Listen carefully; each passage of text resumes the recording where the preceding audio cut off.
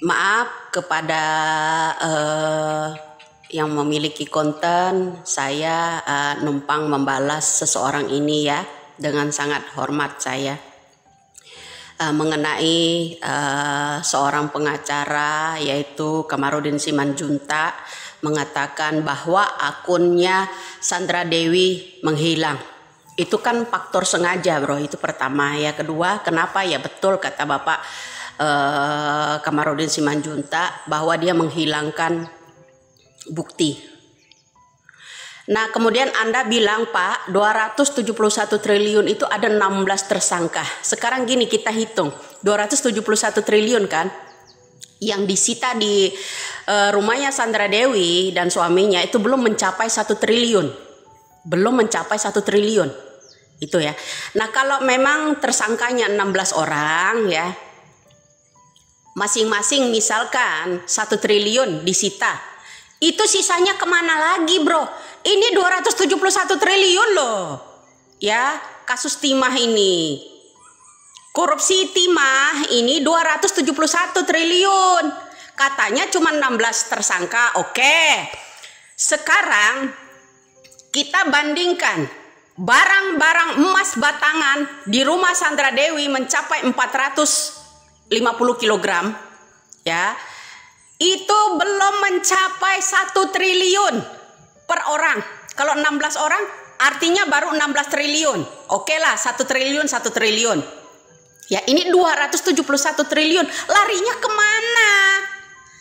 Ini harus membukakan rakyat bro, jangan membela para mafia ya kan. Kalau Anda sebutkan kepada, dilemparkan omongan ini kepada Bapak Kamarudin Simanjuntak, bilang Pak yang korupsi 271 triliun itu 16 tersangka. Oke 16 tersangka, kalau masing-masing 16 tersangka itu hanya disita kurang dari 1 triliun, baru 16 triliun, kita hitung gedenya aja.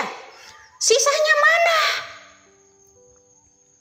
Sisanya mana bro?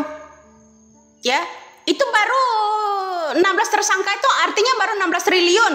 Oke, harta-harta mereka, ya kan? Nah, sisanya mana? Ini 270 triliun. 271 triliun, bro. Nggak sedikit. 1 triliun aja disita di rumahnya Sandra Dewi itu, ya mencapai emas batangan segala. Itu 1 triliun.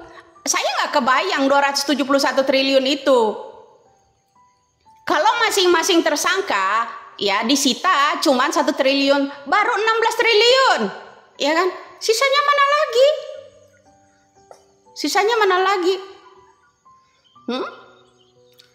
255-nya kemana? 255 triliun lagi kemana larinya? Kemana?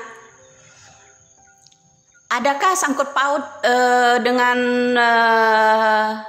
penguasa yang lagi mengundurkan diri sekarang?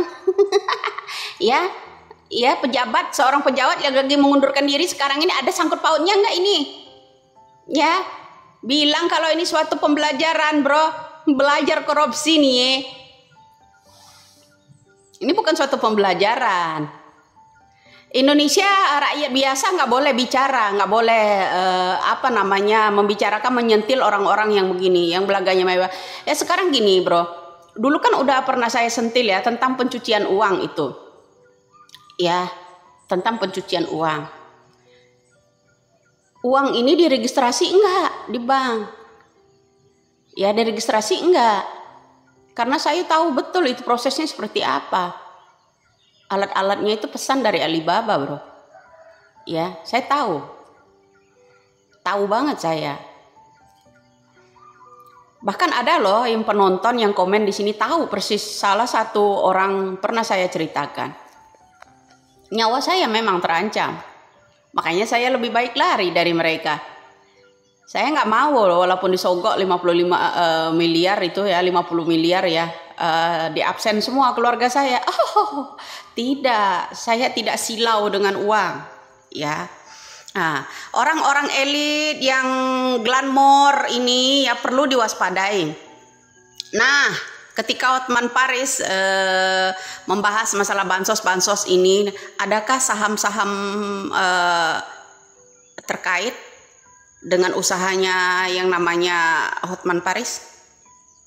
Atau orang-orang jangan-jangan itu yang pengacara-pengacara itu kebagian semua ini, ya, uang korupsi ini. Dengan alih-alih isu, ya, masalah bansos itu gede juga doh, hampir mencapai 500 triliun. Nah itu ya, kembali ke tema.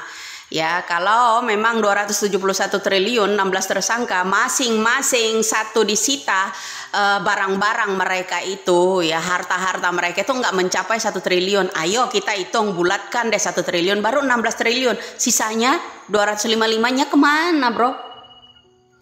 Itu aja, salam logika, salam akal sehat, itu aja ya, bro. Jangan berpihak kepada koruptor. Koruptor itu musuh bersama loh untuk Indonesia seharusnya. Lah, kalau ada orang yang mendukung para mafia, para koruptor ini, artinya mereka menikmati uang dari hasil tersebut, ya. Oke, salam waras, salam NKRI.